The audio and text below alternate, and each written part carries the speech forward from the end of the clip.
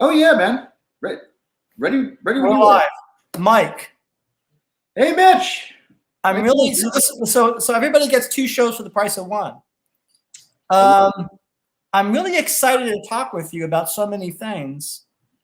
But first I want to ask you what's behind you. Those paintings. Do you mind if I ask you about those beautiful? Well, the paintings to the right, left, right, left, right. The paintings to the right of me are paintings that my wife brought back from her when she lived in Brazil. The colorful painting on the other side is a painting done by a great friend of ours named Dasha Reich. Okay. So they're all over the house. We've got lots of her stuff in our house. Well, I really like them, and I'm interested in that because this wall color that you have. Yeah. I love ochre. That kind of ochre is one of my favorite colors, and I didn't Okay. know. And I didn't know I'd be looking at that and talking to you. I didn't, I just knew I'd be doing a show with Mike. Oh, she'll be glad to hear that. And I love that artwork because that connects to the theme of our podcast. Very cool. Which is about people making things. Oh, good. Okay. Well, I'll have to put you in touch with Dasha sometimes. Absolutely. She'd be a great guest for you. You'd love her. Absolutely. So I've known you for a long time, right? Do you want to tell the audience how we met? We met in the 80s, right? Yeah. So I was working with this great drummer. His name was Keith Hercules. Unfortunately, he passed away about a year and a half ago. So Keith calls me one day and he says, "Hey, listen, I've got my boss's 15-year-old kid." Keith had a day job. Keith was trained as a chemist. And he had a day job working for Aubrey Organics, which was the great Aubrey Hampton, your father. That was my dad, yeah. Who was not only had this thing. It was natural hair and skin products. He was kind of at the cutting edge of all that stuff, but he was also a great arts patron. Right. And everybody in this part of Florida where we're from knew of Aubrey, and really respected him. Anyway, so Keith says, "Listen, Aubrey's 15-year-old son is in town, and he's a jazz pianist, an aspiring jazz pianist, and Aubrey would like us to come over to the house and just do a little session with him at the house." Yeah. So I'm thinking to myself, "Oh, geez, what's this going to be?" I just wasn't sure. So I figured, why not? It sounds like fun. So Keith and I go over there, ring the bell. This little kid answers the door, and it was Mitch. It was you, and that's how we met. That was it's amazing. It's amazing. So that must have been, oh gosh, 30 plus years ago, right? Well, I'm saying 1986. That's the year that I'm coming up with. 85, 86. That sounds about right. And you actually got me some gigs around Tampa, right? We did some stuff with Liquid Bebop. I think so, yeah. We played a couple of restaurants where they had Cuban type food or some kind of a. Do you remember it was like a bar and it was a very noisy place? I don't remember what it was. And oh man, the gig I remember us doing was a place in St. Pete called BB Joe's. That's right. And David Pate was playing tenor saxophone. That was David Pate, yeah. And I think this is my first time playing Mingus charts. You guys had a lot of Mingus charts. Oh, okay, yeah. We're doing Times Square and Serenade to some of these. Do you remember I don't remember exactly the. Let's see. Yeah, Nostalgia in Times Square. I remember Rockefeller. I remember Rockefeller. Skylight. Yeah, that's right. Bobus. Asian Fight Song. All those great Mingus tunes. Yeah, absolutely. And I believe that was my first time playing that music. I think, and I remember. Oh, okay. Wow, that's really challenging music for a young guy. Well, I was going to New England Conservatory, right? So yeah. So you were in college by that time, huh? Well, end of high school. So what's interesting about that is that I was doing those gigs in Tampa at the same time I was studying with George Russell. And George Russell was talking about working with John Coltrane and Bill Evans. So I forgot that you would study with George Russell. Man, yeah. That's so cool. How great is that? It was really great. Wow. I mean, first of all, I got to be in his band. I was chosen as the pianist. You had an audition. Super cool. And so I was playing all of George Russell's music under his direction. Man. And and so that was all that same time. Very interesting period. Man, that's amazing. George Russell is such an unheralded genius, and almost single-handedly steered jazz in a different direction. Right. Because all those, Miles and all those guys were all studied George Russell stuff. Gil Evans. Mm-hmm. They all were like, amazing. It's amazing you got to study with him. That's really cool. I mean, I had a lot of experiences musically, and an experience of meeting you. And I think that's the reason I wanted to contact you is I saw some kind of connection because you had mentioned the autism I mentioned on you listened to a show where I talked with Stephanie, right? I think so. Yeah, right. Just autism, and then you started talking about personal psychological things or medical things, and you had mentioned that you didn't mind getting into that. Oh, sure. No, not at all. Not that we have to do it this second, but you mentioned that you had dyslexia as a child. I did. I do. I guess once you have it, you always have it. But most people grow out of it after a certain age. Large percentage of people, and I think I've largely grown out of it, but. Definitely, I have some. There's no question that I still have, some lingering, definitely some strange learning disabilities, in certain areas. Well, I guess I'm more interested because you were very specific. You said that you had met an inspirational doctor or some kind of. Hey, so it's a crazy story, Mitch. So I was in second grade, so my parents somehow met this guy, and so this guy was his name was Martin Kane, and Martin Kane was an optometrist, not a doctor, not even an ophthalmologist, an optometrist. He had, he fit people for eyeglasses. Yeah, but he was a genius. In his spare time, he was really on the cutting edge of treating children with different types of learning disabilities. Right. What we now call dyslexia or dyscalculia, I guess, which is kind of more what I'm sort of more of a. Most of my learning disabilities are on the math side. Okay. So, although early on, definitely, the reading thing at first came a little slowly to me, and then thanks mostly to Mr. Kane, I was reading at grade level almost instantly after a couple months of working with him.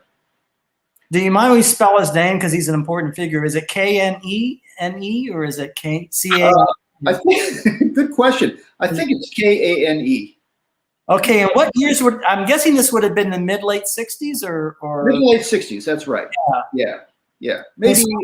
Maybe 67, 68, right around there, I would say. So what do you think would be helpful or appropriate in this context of this show to discuss details about what the gifts that he had, that he was able to change your learning style or able to make this quantum leap forward, right? And sort of, right? It's. I'll tell you what his specialty was. So it was no accident that he was trained as at least a guy that fit glasses. Whatever an optometrist, I guess. Right. So this is how it worked. My mom would take me into his. We'd walk into like an optometry store. Yeah. And then there was a little door that goes to the back room, and we go into the back room, and he had a couple women that worked back there who They looked like nurses, you know. Okay. And you know, they were kind of dressed as nurses, and they'd have I want to stop you there because this is 1966. this is right at the beginning of And trying to figure nurses, out. and so nurses, I mean, the presentation of self in everyday life, to use Irving Goffman's formulation and phrase, was very specific in that era, right? Oh, right. And in general, like when people had a job, their uniform reflected the job, right? Nursing, just so, right, an airline pilot or whatever, you know. I'm Yep. just, that must have been really. So you're a boy, right, little boy. Right. And so I'm thinking you're kind of having this experience of probably for the first time seeing, I guess, professional people or being in a kind of, you know, right? That must have been a big deal, is what I'm saying. Oh, exactly. Yeah. Yeah. Yeah. No question. Well, you know, my folks didn't quite know what to do with me. I mean, so the backstory is that one day I had a really good friend, a boyhood friend who I'm still in touch with. His name is Peter Lewison. And so one day, Pete and I were fooling around with my older sister had a chalkboard in her house. Yeah. Pete was drawing figure eights on the chalkboard. Yeah. My parents are watching Pete draw figure eights on the chalkboard. Okay. And my dad says, "Hey, Mike, go draw a figure eight on the chalkboard." I couldn't do it. Yeah. So all of a sudden, he Yeah. he calls my mom in, and they're watching me try and draw a figure eight, and they said, something's going on here. You know, Yeah. we better get to the bottom of this and figure out what it is. So Sure. the way I would draw an eight is I would draw a circle, and then I would draw another circle underneath that circle. You know. Yeah. So I could not make a figure eight. Sure. So they didn't quite know what to do with me. You know, they could see that I was of normal intelligence, so they couldn't figure out what was going on.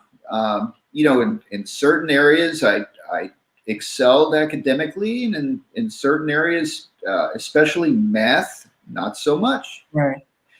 Well, you and I have that in common because I was almost at a mentally challenged level of math, just very poor math. Yeah. Very bad at geometry here, but I guess if you don't mind me asking you a question, you became an excellent bassist, like one of the top bassists in the state of Florida, right?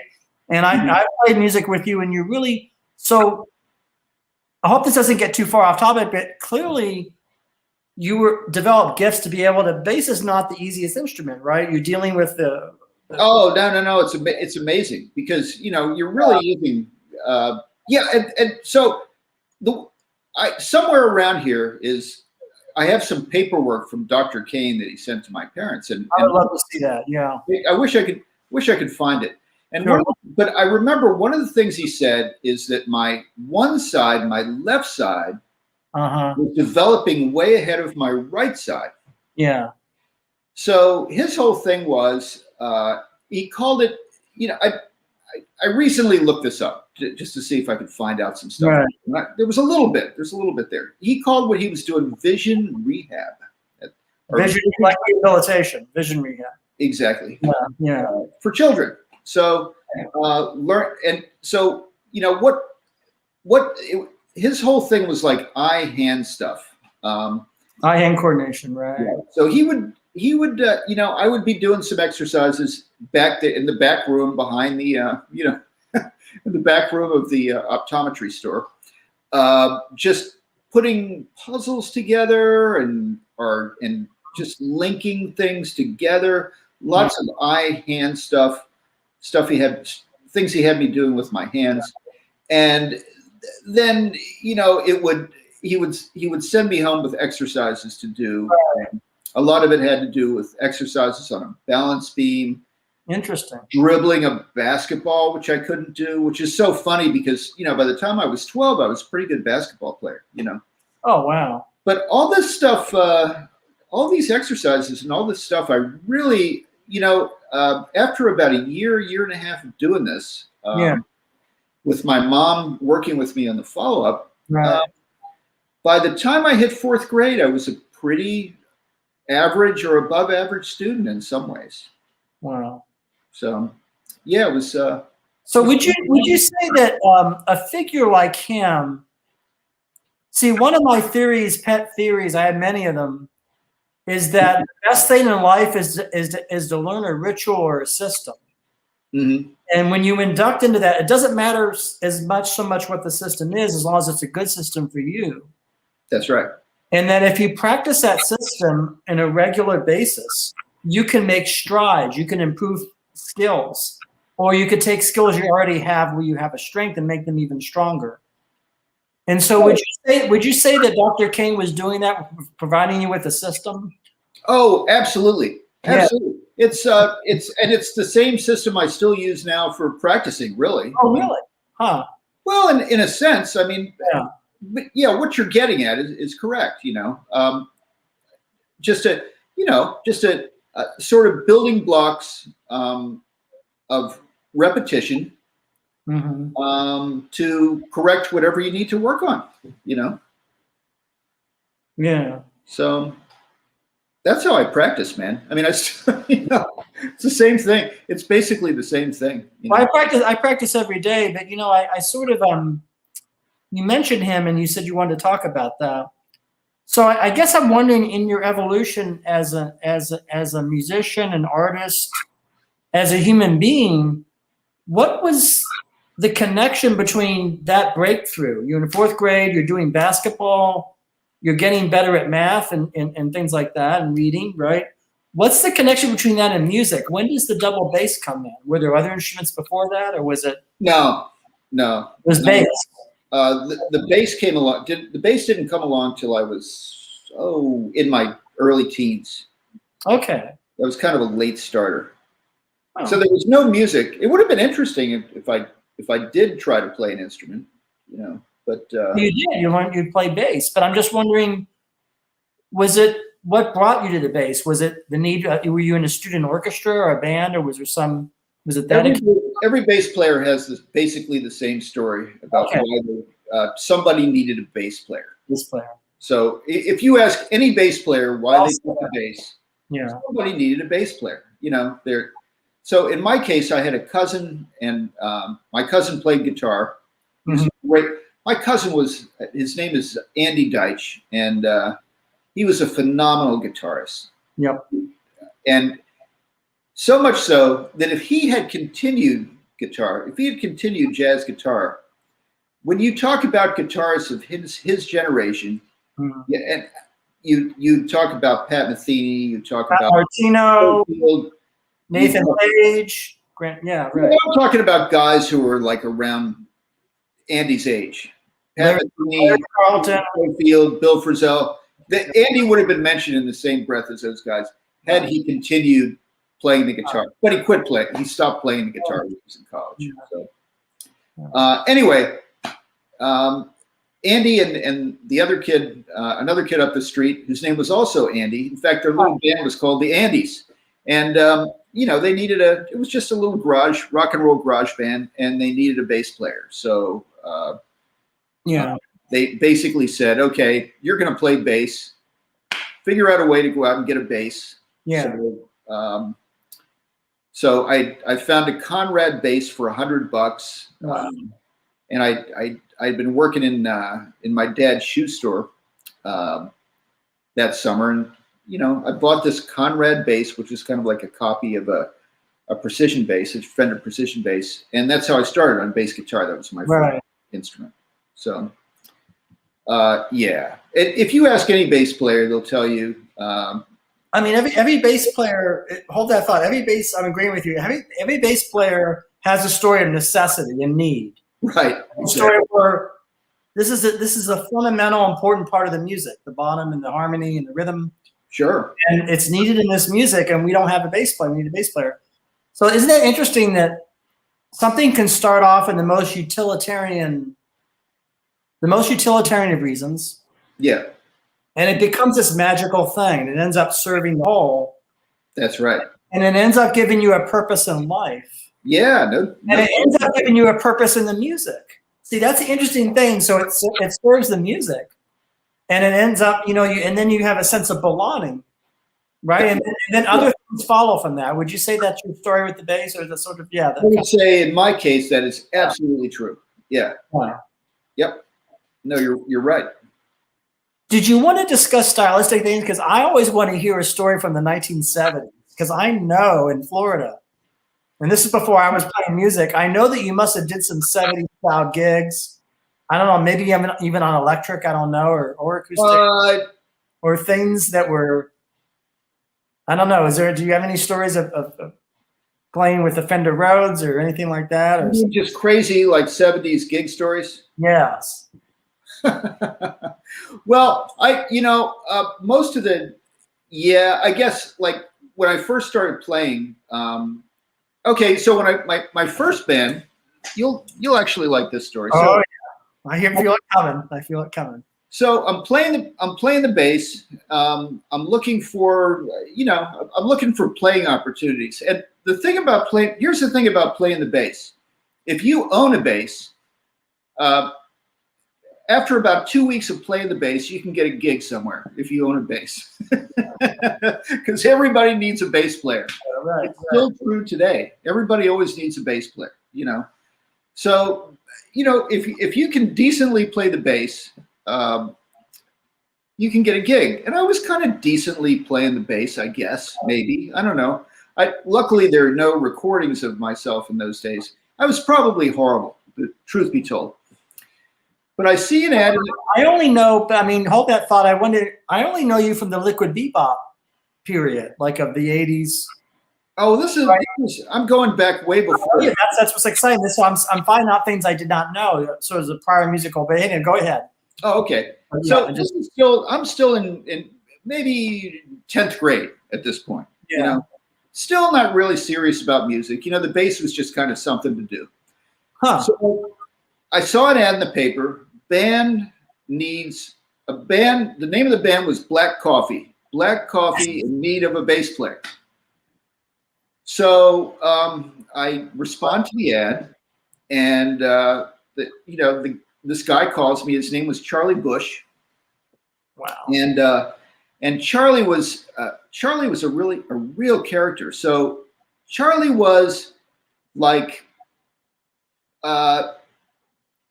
he was after Hendrix and before Prince, but he was kind of like a combination of.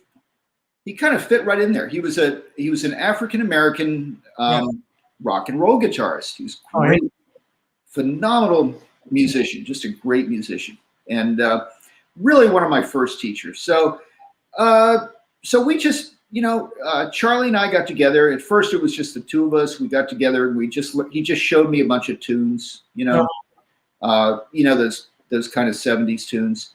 Oh yeah. And then we got together with the drummer, and you're right. There was a guy playing not Fender Rhodes, but he had the Wurlitzer. That's right. Either one or the other. Wurlitzer electric piano. And we did some gigs. We played some dances and things like that. And it was really fun. But I'll tell you, oh man, like Charlie was really a bad dude. If I were not a good kid, I could have gotten into so much trouble with Charlie.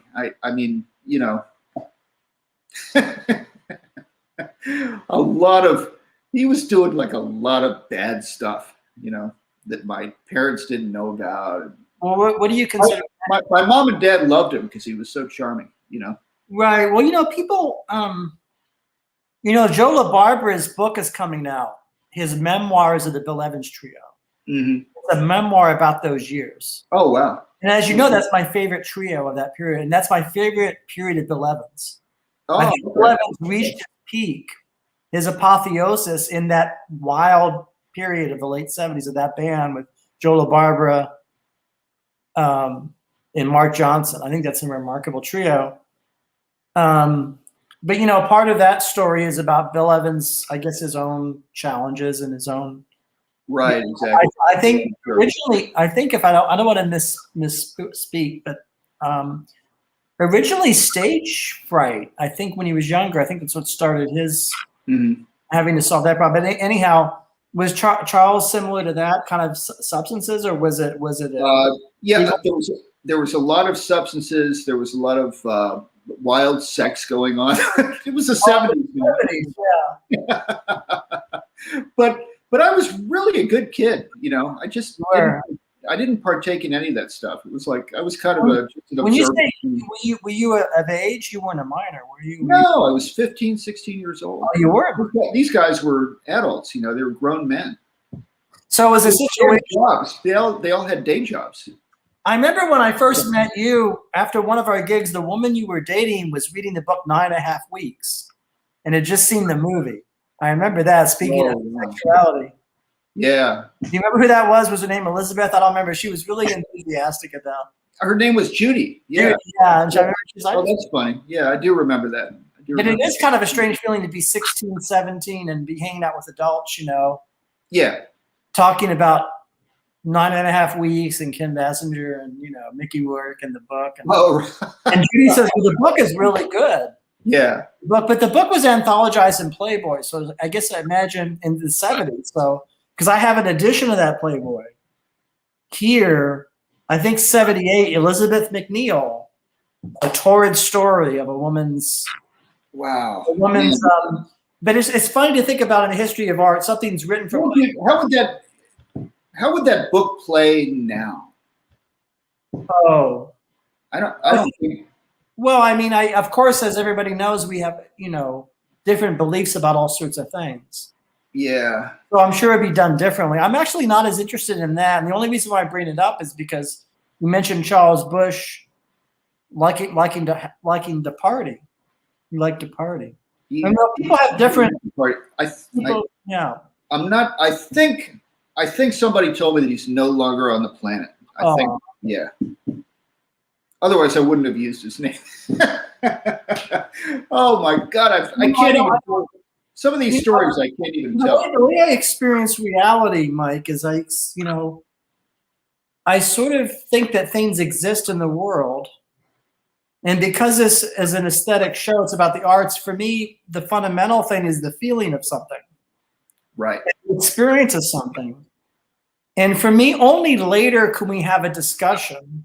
I don't mean me. I don't mean we here. In general, people. Right. Have a discussion about, you know, is that a good book or not? Or, you know, ultimately, or, you know, what should the law be? Should that substance be illegal? Or, you know, and so I mean, there's a gap, or there's a separation. Yeah, it's all between stuff that took place in its time. Right. In its time, and so I sort of think it's interesting. I feel like the weight of history, you know, because I met you when I was very young, and then I became older. It's interesting, and sort of things kind of flow together, right? Right. And now we're in a time where we've been so isolated. I think it's affecting our sense of time. You know, physically isolated, and we're not. You know, we're talking on these cameras, and I think that's different. But I didn't want to get too far afield. So I guess you went on and you did some things when you were an adult, I'm sure. So I did I did kind of rock and roll. You know, I did the rock and roll R&B kind of stuff with Charlie, and just had a great time with that. And my cousin Andy, as I was telling you, was he was studying with the jazz guitarist then, and he got me really interested in jazz. And then I found a great teacher, a guy named Jim Miller, who lived in the Harrisburg, PA area, which is where we were living. And actually, Jim lived. This is probably not true, but this is how I remember it. That he lived catty-corner to the Hershey Chocolate Factory. Well, that's Pennsylvania. So, I don't know if that's actually right, but you know, I'd drive into Hershey for my lesson, and you could smell you could smell the chocolate being made. And then Jim would give me lessons. He still lived with his mom and dad at the time, and I was his very first student, I think. Wow. In fact, Jim would not even charge me for lessons because he felt at the time that he really wasn't a teacher, you know. So it was like, yeah, just come on over and I'll just show you some stuff, you know. Yeah. And now, you know, Jim has taught probably hundreds of bass players and lots of guys with lots of people who are having nice careers in music, you know. Yeah. Great player. So that's how I got into jazz through Andy, and then later through studying with Jim. And then Jim connected me with some people in the central Pennsylvania area who were playing jazz, and there were that's an area that's a really, not many people know this, but it was and probably still is just a hotbed of really great players. Oh, sure. Lived around there. Absolutely. So I was really lucky. Oh, you'll appreciate this. One of the guys, I went into this little club, and Butch Cornell was playing in this little club. Do you know who Butch Cornell is?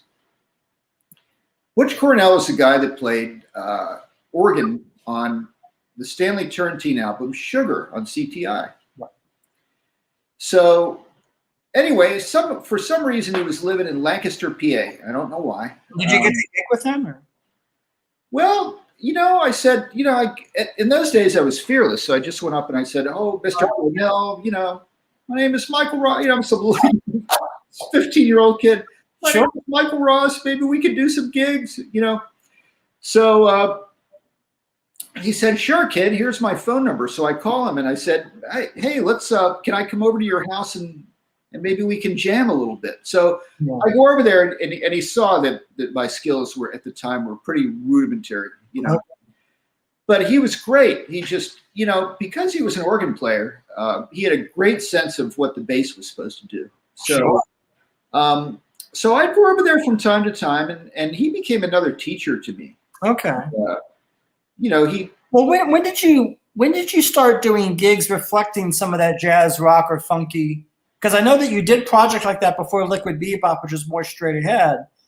And so what were some of the things you did like that in the late 70s? I imagine 77, 78. No, man. See, what happened was, Jim, when I was studying with Jim Miller, he had an upright bass sitting up in the corner of his house. And so I kept looking at that thing and I said, "Man, that thing looks really interesting. I would just love to play that thing and see if I could get a sound out of it." So one day I got the nerve up and I said, "Hey Jim, you mind if I play a few notes on that bass?" So I went to the bass, I picked the bass up, I played a few notes on it, and it was like, "Oh man, this is it. I'm home." Yeah. I mean,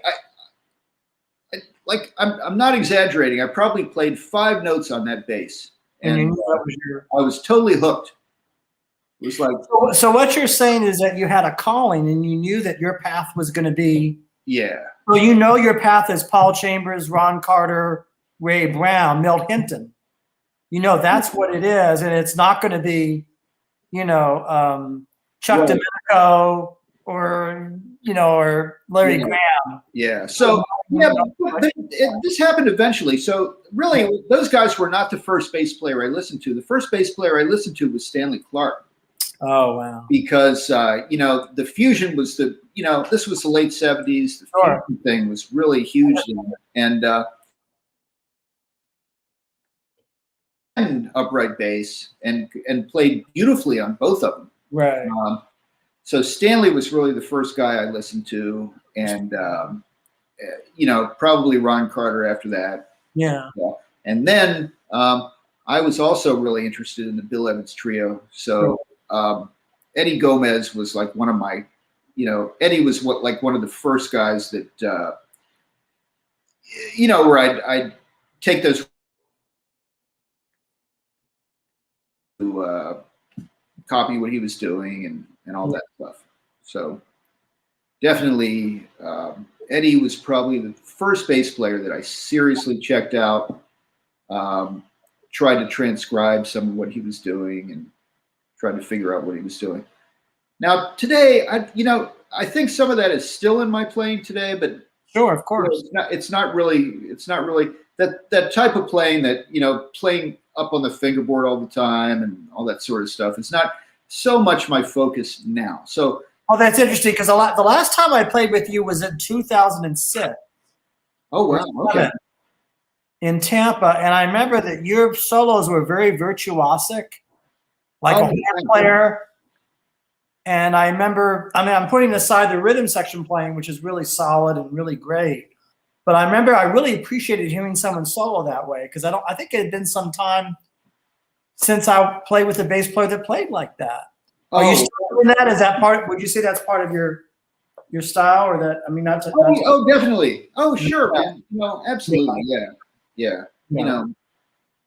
Absolutely. But the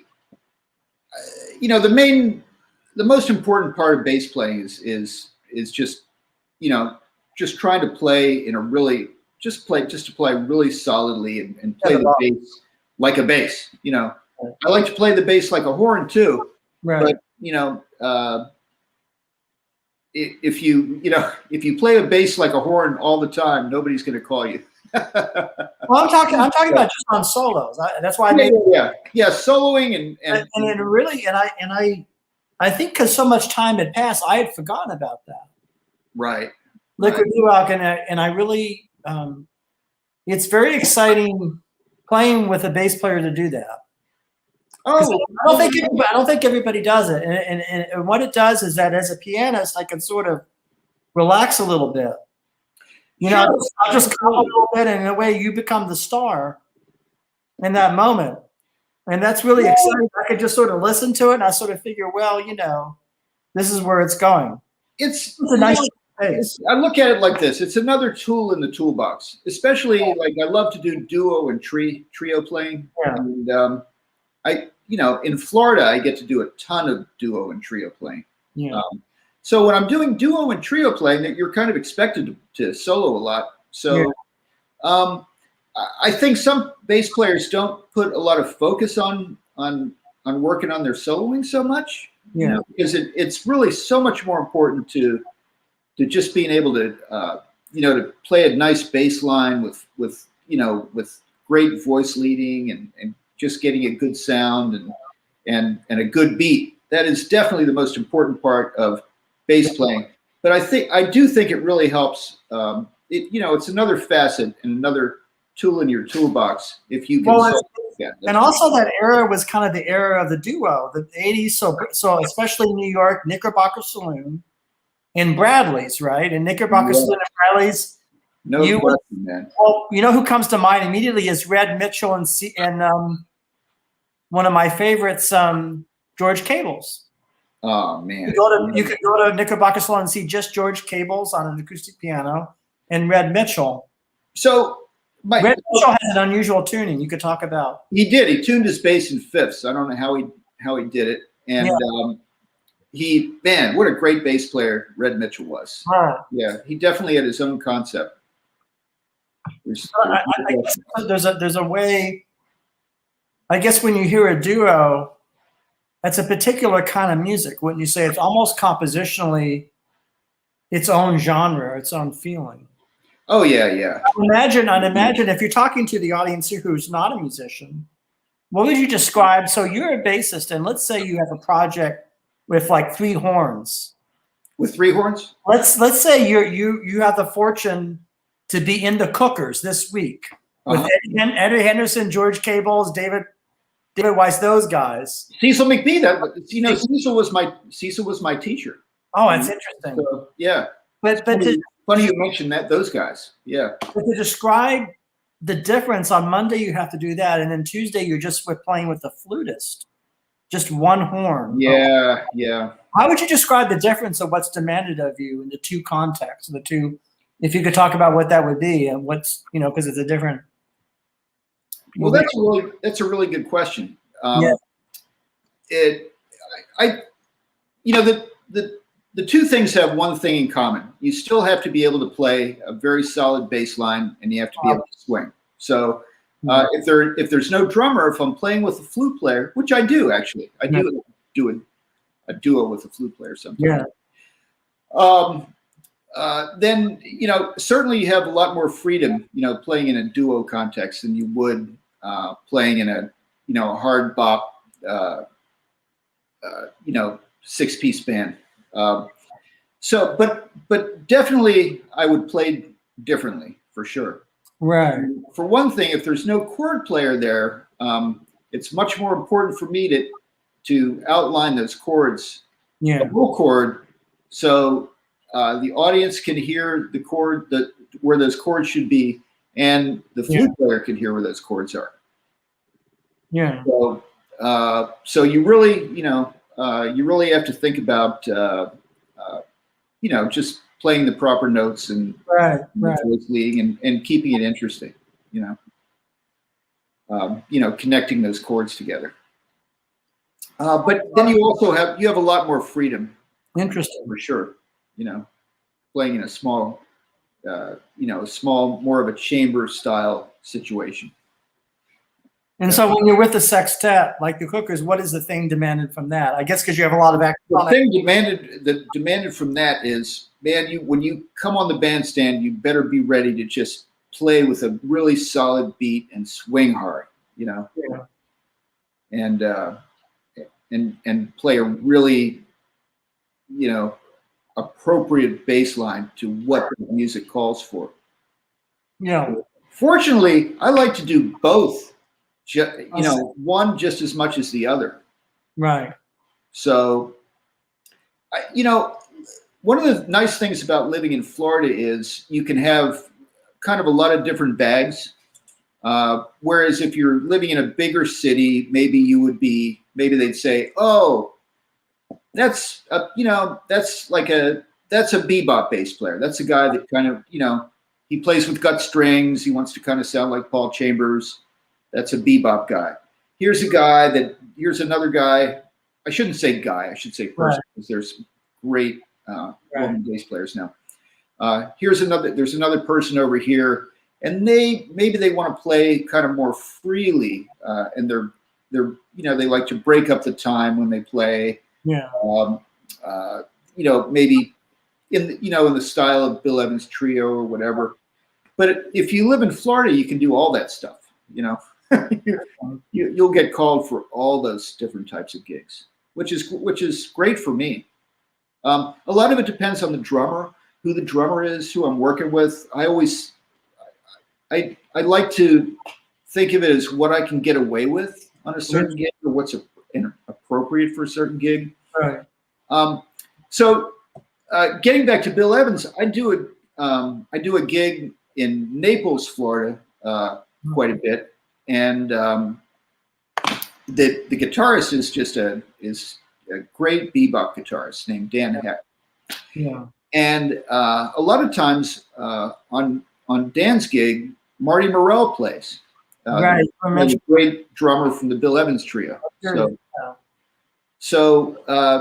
And when Marty comes to that gig, you think if someone has only heard Marty with the Bill Evans Trio, you think of someone who kind of plays in that Bill Evans style, breaking up the time, just real melodic drumming, which Marty still does beautifully.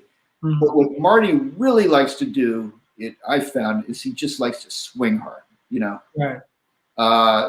So it's not so much like the Marty Morell you hear on the Bill Evans records, but he's playing with a bebop guitarist, so he's gonna, Marty's just gonna, right. Sometimes he sounds like, Philly Joe Jones. So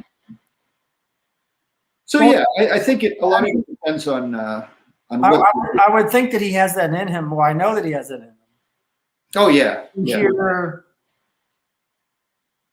It's kind of like you discovering who you are, like you touch that bass. It's almost a mystical moment. It's almost like knowing this bass is my instrument. This is my connection with the world.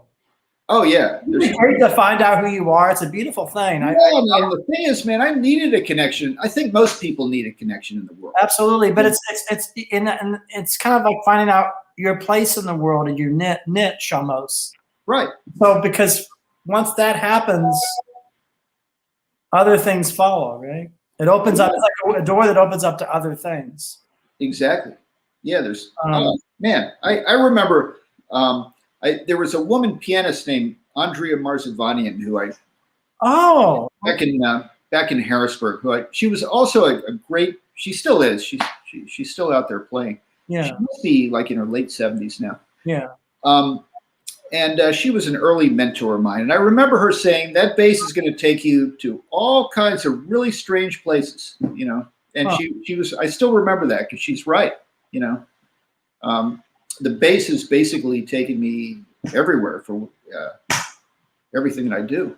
You know. What comes to mind now, speaking of strange places, was there a particularly strange gig with either colorful audience or maybe somebody got out of line and sort of someone was drunk maybe, or maybe there was a particularly unusual. Are there any stories that come to mind about strange places, literally, like the club was weird or the piano was weird? What comes to mind? Just some things, it could be 1981 or 82 or whenever. I can think about it. There's a million stories like that. Yeah, that's why. I remember playing in Liquid Bebop. We had the great percussionist Gumby Ortiz with us, and I remember we're playing in this place in St. Pete called the Garden. Okay. And one night, this man comes in and he's just slain by the spirit. You know, Gumby's playing, and this guy he's a Cuban guy, and he just starts taking all his clothes off him. And, you know, strips right down to. it was really quite something. You know. I mean, in the middle of the performance, or in the middle of there wasn't a dance floor, but in the middle of the club. Yeah, it was. There are a million stories like that. Well, what happened to him? Did they come and did people come for him? I think they came for him and took him away. What year would that have been? Early 80s? So that would have been 81, 82. Yeah. Yeah. Yeah, that's. Yep. Oh yeah, lots of stories like that. Oh, I remember that the same club that we played back in the early 80s, BB Joe's. We were playing in the front room. Mm-hmm. And there was a fire across the street, like what's the highest alarm fire? Like a 5-alarm fire? Yeah. A giant old wood frame building is burning, and everybody is just in there eating their dinner, drinking, listening to the band, watching this fire take place in the background. All of a sudden, the whole facade of the building comes down into the street. Everybody that was sitting in their chairs got up and ran to the back of the room, you know. And luckily, the fire didn't reach us, but that was it. We had to evacuate the building. I remember playing in a mafia place one time where someone threw a rock. They threw a rock through the plate glass window where I was playing a duo. They were sending a message to the owner. This happened. Wow. So what do you do in a situation like that? You're duck. Duck. Yeah. That's what you do. I remember being in situations where fights would break out. Yeah. All kinds of crazy stuff. Yeah. Yeah. But all musicians have those stories. You know? Right. And I think those stories were definitely more prevalent in the 70s and 80s, yeah. People drank more then. You know, in those days you could have 6 drinks and get in your car and try to drive home. And today it's probably a good thing, but it's not possible to do that now. So well, I mean, that raises the question, of course, of progress and whether progress is real, right? Mm-hmm. You know what I'm saying? Yeah. This relates to the earlier part of our episode because I was saying, well, I'm of two minds about that because yes, progress is real. It's better to have a healthy life, right? Than to live a healthy life. But you know, on the other hand, these are these interesting stories we're talking about that come out of the oh sure the muck and the mire of people's life and where they're at. You know. And yeah, exactly. I'm just thinking about the state of Florida because that's where you are, and there's a lot going on there now, right? So, what is your feeling about all of it? And where you've come. I think our governor is a maniac, just a complete maniac. Yeah, it's so sad what's going on here. I mean it's you know, the COVID wars are packed full of people who, for whatever reason, haven't bothered to get vaccinated, and yeah, it's crazy. It's difficult. I'm just thinking of being in Florida, the weather. The climate, the heat. Well, you know that. I mean, as a musician, I mean, did you? I wanted to mention Keith Hercules again because I got to play with him, and of course, he worked for my dad, and and he was a tremendous percussionist. Is there any memories that come to mind about something that sticks out, a gig with him that was unusual or that had kind of a Yeah, it was. He was just such a joy to play with. You know, just a joy to be around. His positivity. Amazing. It was just amazing, and you know, I got to spend some time with him. He had multiple myeloma, which is you know, a form of bone cancer, and you can live for 15 or 20 years with it, which is what happened with him. What he did, yeah. So his last 15 or so years of his life, he was just living life, undergoing enormous pain. He couldn't play anymore. But he just didn't let it get the best of him. He'd fly down to Trinidad to see his family. Right.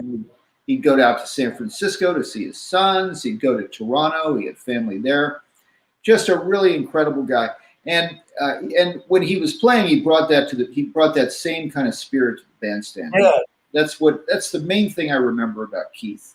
You know, and the one time that Marvis Frazier was fighting, was it Mike Tyson? Yeah, I wouldn't know. And Keith brought a TV he had one of those little mini TVs like they used to have back in the 80s. And he it kind of pissed me off. You know, he's watching the TV, he's watching the fight on TV as we're playing.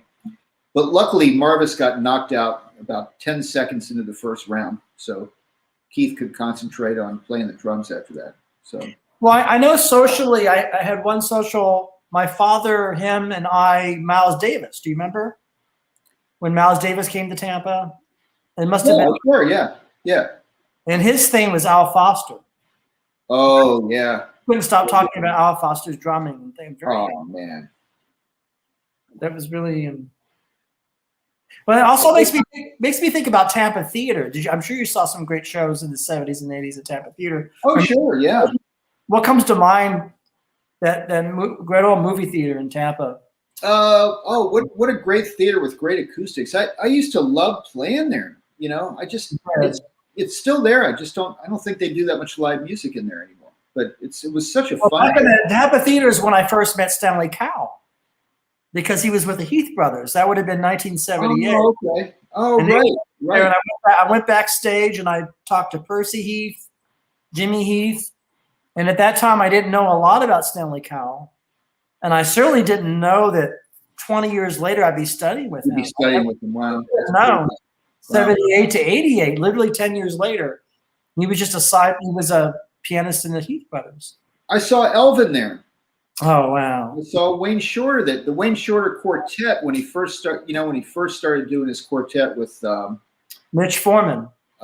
No, the quartet, the last quartet that he had with Patitucci and the new one, yeah.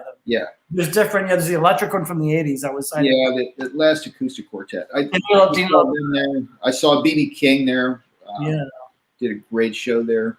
Yeah, it was a great place to see movies too, right? I mean, that was great place to see movies. Yeah. I live about an hour and a half from Tampa now, but my wife and I will occasionally still drive to Tampa to catch a movie there. It's sure a place.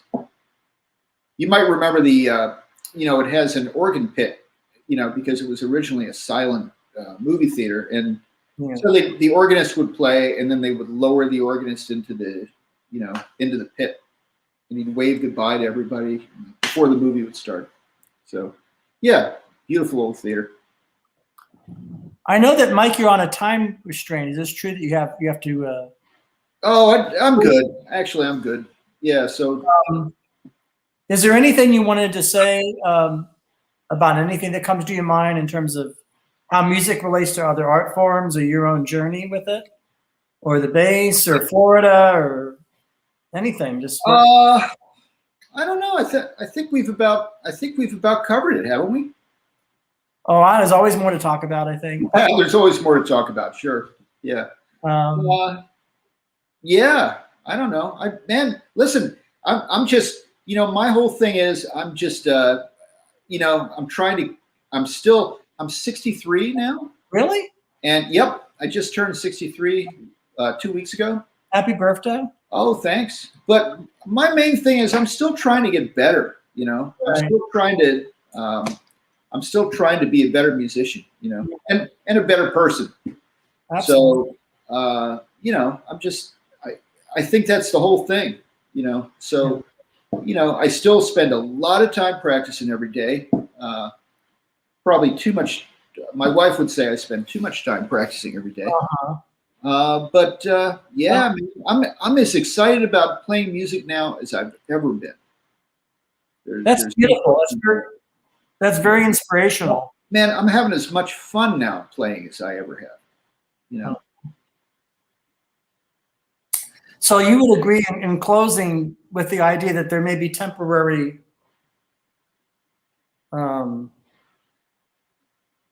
glitches or snafus, right? In terms of, or there may be questions about packaging, like music is presented this way on the screen, as opposed to outdoors, or as opposed.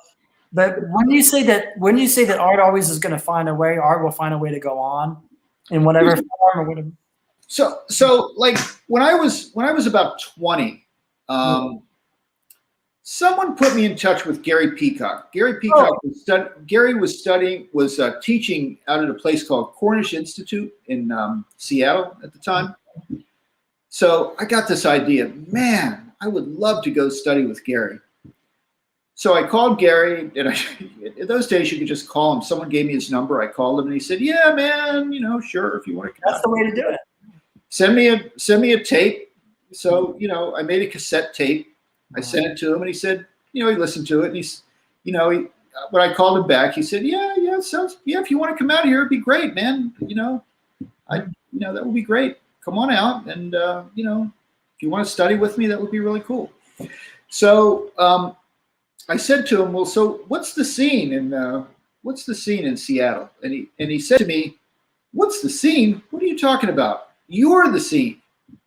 Why would you ask a question like that? You are the scene. It's your job to create the scene. It's not your job to find someone else's scene. You know. So that's something that that I never got out there to study with him. Unfortunately, one of the things I regret, but that has stuck with me over the years. So, you know, that all the gig is if you just need to find a place with a room with some chairs, and that's a gig.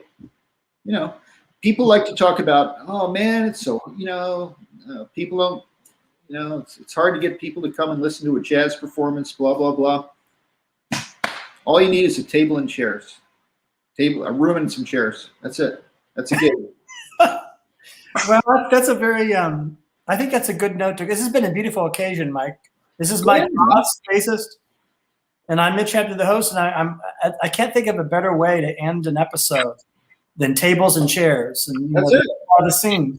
So we made the scene here, and that's it, man. Thank you very much. Let's do a gig in your living room, man. We could do a gig in your living room. You know. There you go. That's all we need. We'll invite 10 people. Do you see that photograph over there? I can't. Probably hard to see on the door. No, I can't see it. That's Jacqueline Bissett, who I met and had dinner with at the French Library. They were doing some kind of, it's a whole, and so she signed that. I got all kinds of mementos like that. Things kind of. Oh yeah!